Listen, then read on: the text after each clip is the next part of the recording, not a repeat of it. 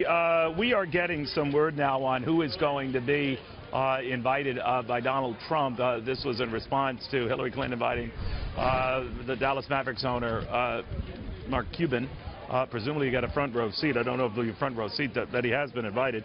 And just as our Charlie Gasparino reported and John Roberts is elaborating, Mark Eitz, the Benghazi survivor and Marine of those Benghazi attacks, will be Mr. Trump's guest, as will Karen Vaughn, a Gold Star mom who lost a son, General Mike Flynn, General Keith Kellogg, and Bruce Lavelle, the executive director of the Trump Diversity Coalition, among others. Now remember, they're each allocated a third the available 1,100 or so tickets that are open to each campaign. The Hillary Clinton folks get to invite about a third who they want, and then the rest go out to student volunteers and those who participate in a lottery to get the opportunity to sit in on this historic occasion.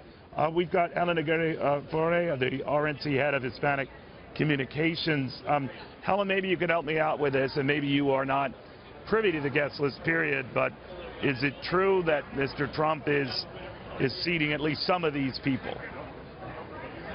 There's no question that Mr. Trump is going to be seating some of these people, and for sure when we look at this list, it says so much about who Mr. Trump is and what it says about his temperament, because when people talk about temperament for leadership, well, many of us look to our Medal of Honor recipients, we look at our retired generals and veterans, and they see someone in Mr. Trump who can lead and lead the nation in times of great stress and duress, and these folks have been out in the battlefield, so they know what it requires, and they see in Mr. Trump the leader that we need to deal with the issues today, and who will call a spade a spade. If it's Islamic terrorism, he'll call it what it is, and that will best prepare him and the military to deal with it in the way that it's proper.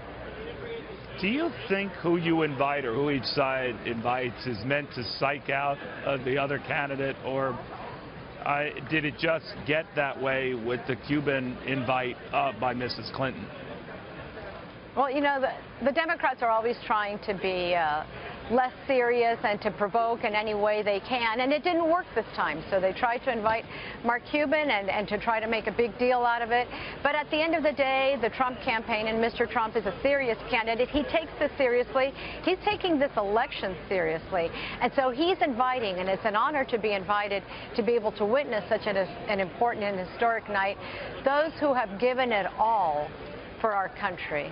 And these are our veterans, our generals, our Medal of Honor recipients, Gold Star moms. I mean, these are people who really deserve the opportunity to have a front seat to witness democracy at its very best. And they're going to see tonight, and you're going to see tonight, a Donald Trump who's presidential, who's a real leader, who's going to speak on the issues, and he's not going to engage in the pettiness of debates as they sometimes can be.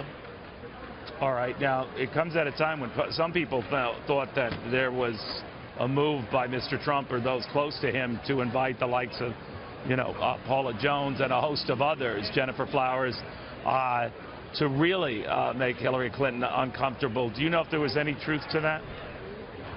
You know, to the best of my knowledge, there wasn't any truth to that, but what I can tell you is that she wasn't given none of those, the ladies that you mentioned, were given a ticket to attend, and they will not be attending tonight. Okay, let me ask you a little bit about one of your important jobs, and that is outreach to Hispanic, Latino communities. The rap against Mr. Trump, as I'm sure you've heard, is that he is not getting them in the numbers he should. Now, that might be changing. Some of these latest polls, for example, in Pennsylvania, seem to indicate he's making inroads there, but not enough. What do you say?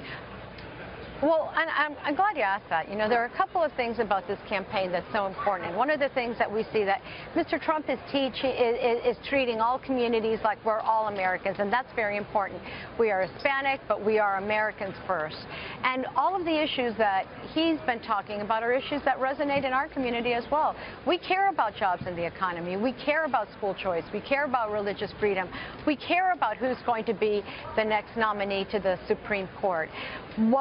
we are going to be seeing in the next few weeks is that you're going to be seeing Mr. Trump reaching out in a very personal way into the communities, and that's going to make a major difference. But the Democrats have taken the Latino, Hispanic vote for granted. They've always pandered, you know, and it's not working, and you see that it's not resonating. And on issues such as immigration reform, Hillary Clinton has flip-flopped on every side of that debate. Hispanics see that. All right. Univision came out with a poll like a week ago, and it shows that there's a little more than 20% of the Hispanic vote that's persuadable. We're after that vote. And you know what? Every vote should be fought for, and we're fighting for each and every one. Fair enough. Helen Aguirre, Ferre, thank you very much, the RNC head of Hispanic Communications.